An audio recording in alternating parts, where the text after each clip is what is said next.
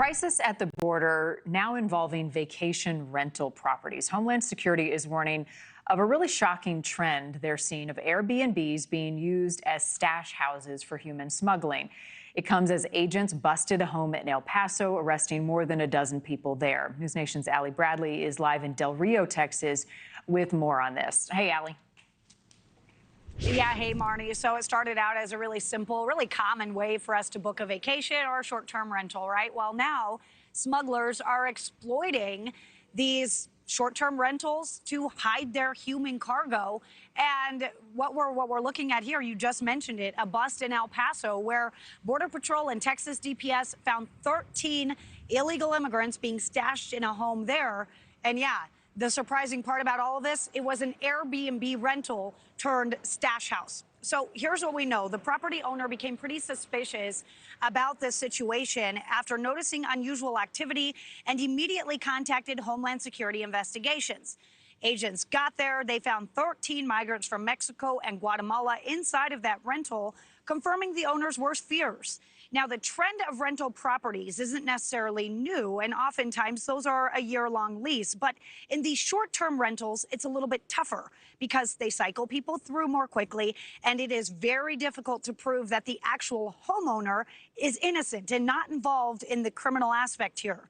So we talked with a former special agent with Homeland Security Investigations who tells us during his time looking into these crimes, a homeowner was generally unaware of what was taking place.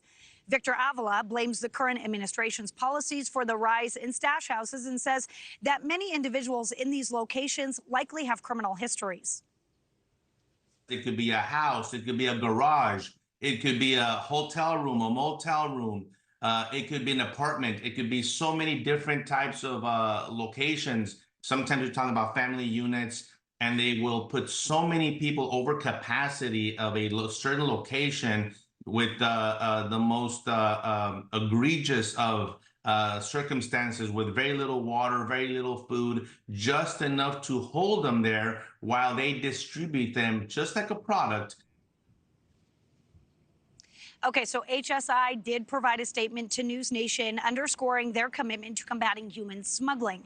Jason T. Stevens, the acting special agent of HSI in El Paso, emphasized that the agency is determined to relentlessly pursue members of transnational criminal networks who exploit and endanger the lives of those they smuggle into the U.S., pointing out that human smugglers are motivated by greed and a lack of compassion. You heard Victor Avala there describing the conditions, saying that many times they don't often even have water, Marni. So Border Patrol has also said that these stash houses are often overcrowded, they're unsanitary, and of course, they're unsafe, Marni. And Allie, how often are they being busted?